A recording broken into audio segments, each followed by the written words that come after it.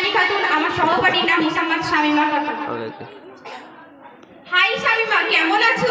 আলহামদুলিল্লাহ, ভালো আছি তোমাদের দোয়ায়। তারপর ঈশানী এত সেজে গুজে সন্ধ্যাবেলায় কোথায় যায়? ও মাই গড, তুমি কি খবর রাখো না? আজকে অ্যামাজিক পার্কে কত নায়ক নায়িকা আসবে, আর তাছাড়াও কত মানুষের ঢল নামবে, আর তুমি কিনা বলছো কোথায় যাচ্ছি? আরে যাবে তো আমার সঙ্গে, চলো।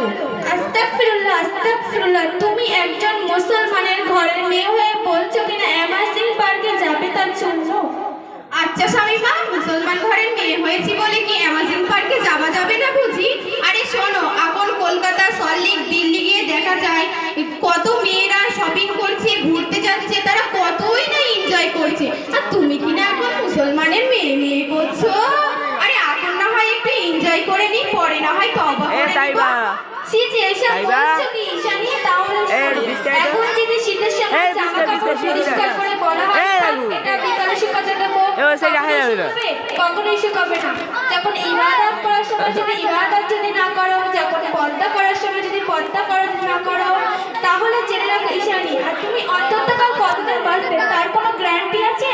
আরে রাখো তো তোমার কথা, তোমার সঙ্গে দেখা হলেই শুধু বলো যে পর্দা পর্দা, আদব আদব, আমার না মানে অনসুল লাগে তোমার কথাগুলো।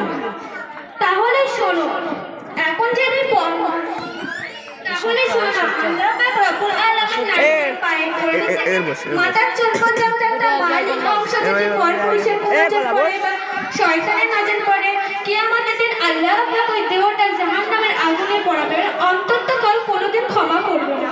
আচ্ছা শামীমা, তুমি তো দেখে বিরাট জ্ঞানের কথা বলছো, তো তোমাকে একটি প্রশ্ন করবো, তুমি কি উত্তর দিতে পারবে? হ্যাঁ হ্যাঁ, অবশ্যই অবশ্যই। আচ্ছা শামীমা, বলো তো দেখি, মানার নাম ইমাম না জানার নাম ইমাম? ও, এই প্রশ্ন এ তো একেবারেই সহজ, মানার নাম ইমাম। আচ্ছা শামীমা, তুমি কোনো কি জাদু টাদু করো নাকি যে মানার নাম ইমাম তুমি কিভাবে বলছো? তাহলে শোনো ঈশানী, আমাদের হুজুর নিজামুদ্দিন সাহেব এক ঘটনা বলতে গিয়ে বলে ফেলেছেন মানার নাম ইমান। তার কারণ আল্লাহ পাক রব্বুল আলামিন ইবলিস শয়তানকে সাইয়্যিদুল মালায়েকা অর্থাৎ ফেরেশতা মণ্ডলীদের শ্রদ্ধামানের ছিলেন। আল্লাহ পাক রব্বুল আলামিন আদম আলাইহিস সালাম সিজদা করার জন্য তো কোনো ইবলিস শয়তানকে আল্লাহ পাককে যুক্তি দেখালো, আমি বড় জ্ঞানী, আমি আগুন দিয়ে তৈরি, সুতরাং আমি ওখান থেকে যাব, আর আদম আলাইহিস সালাম মাটি দিয়ে তৈরি, সে নিচের দিকে যাবে, আমি মানতে পারলাম না, সুতরাং সে মানি নেওয়ার বিধান্ত শুধু জানলে হবে না, মানতে হবে, বুঝলে ঈশানী? ও মাই গড, কি দিলে গো শামীমা! আস্তাগফিরুল্লাহ, আস্তাগফিরুল্লাহ, গড কোনোদিন বলবে না, আর আমাদের আল্লাহর একটাই নাম, আর আল্লাহ প্রত্যেক ভাষাকে আল্লাহর করা, আল্লাহ গড, এবং সুতরাং কোনোদিন বলবে না, এটা বলা শিরক। এইবার তুমি জলদি তওবা করে নাও। কি তওবা করবো? কেন, আমি এত সুন্দর ড্রেস পরে রয়েছি, তাতে তোমার পছন্দ হচ্ছে না বুঝি? আবার তওবাও পড়তে হবে, সে আবার কিরকম ড্রেস যে তওবাও পড়তে হয়? আমি তো কোনোদিন শুনিনি। তাহলে শোন, এটা কোনো ড্রেসও না, ওটা কোনো জামা কাপড় না, এটা হচ্ছে আল্লাহর কাছে, রব্বুল আলামিনের কাছে তওবা প্রার্থনা করা। কিন্তু কিন্তু আবার কি বল?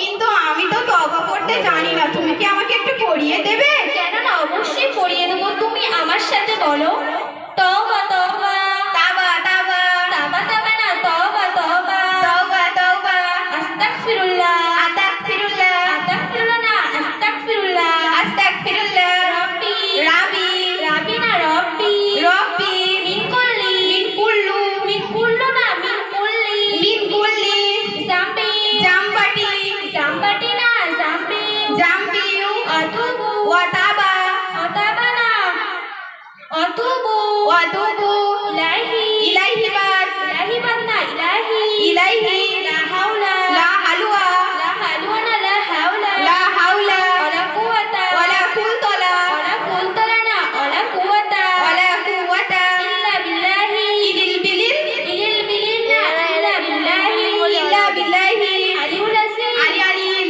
আলি আলিম না, আলিউল আসিম। আলিউল আযীম। আজকের থেকে বোন, আল্লাহ পাক রব্বুল আলামিন তোমার সব গুনাহ মাফ করে দিয়েছে, তুমি আর কোনোদিন খারাপ পথে যাবে না। না না বোন, আমি আর কোনোদিন খারাপ পথে যাব না, আজকের থেকে আমি বুঝতে পেরেছি। যদি আমাদের মুখ কালেমায় কোনো ভুল হয়ে থাকে ক্ষমা করে দেবেন। আসসালামু আলাইকুম।